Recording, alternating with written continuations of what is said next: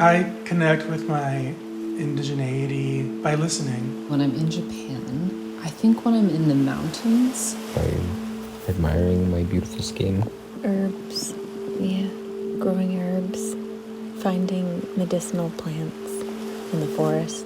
I was not really raised knowing anything about where we are from. Growing up without the cultural touchstone or language to root me in my Indigenous identity made me feel like such an imposter for so many years. When I went back to the Mission District and felt a part of where I'm home again, that I started to reclaim my Mexican and Salvadorian heritage. And learning to consider and care for others, even if those others aren't people, even if they're rocks, even if they're water, even if they're air. Corn of our lives, gift and giver, food of the body, feed thou now the mind and the memory. Speak to this mother, and she traced the future in the corn of prophecy. I'm relearning the recipes of my ancestors, of my people. I connect the ancestors by Obon Festival, which is traditional Japanese dancing and feasting and games with paper lanterns. And it's just sort of about celebrating the people who've passed on. By being in nature and feeling the wind on my face and the sun outside and being amongst the trees, and I know they're there when I can hear the sound.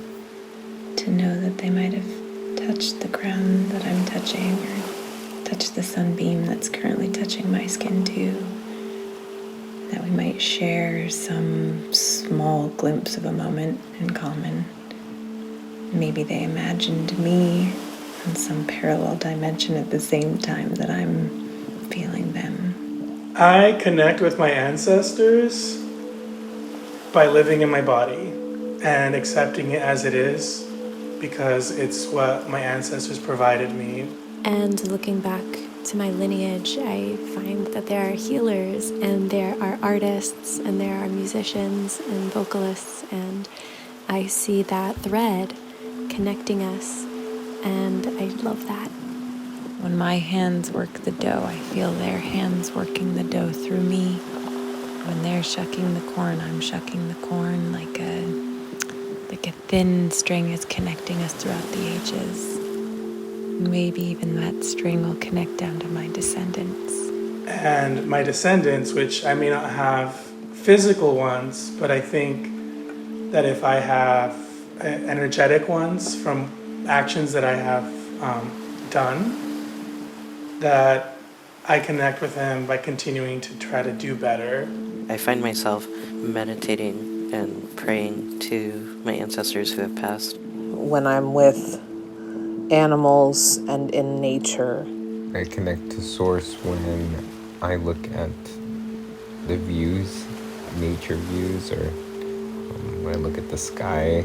And then I think that's when spirits will come to you. Just being silent, laying on the ground, and just thinking and letting thoughts come and go.